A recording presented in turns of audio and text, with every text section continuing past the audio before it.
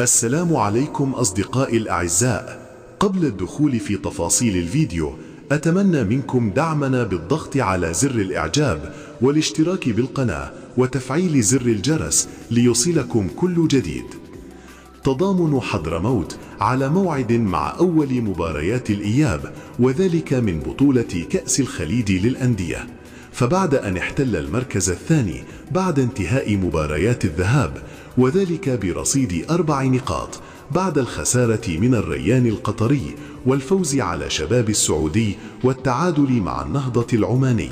تضامن حضرموت لديه مباراة حاسمة ومصيرية ستحدد موقعه في البطولة، حيث يحتاج نادي التضامن في الفوز في أول مباريات الإياب، وذلك لتعزيز نقاطه في المجموعة، وذلك من أجل الصعود إلى الدور الثاني، حيث يلعب نادي تضامن حضرموت ضد نادي النهضة العماني في أول مباريات الإياب من كأس الخليج للأندية، وذلك في يوم الأربعاء الموافق 24/12/2025 عند الساعة 7:30 بتوقيت اليمن.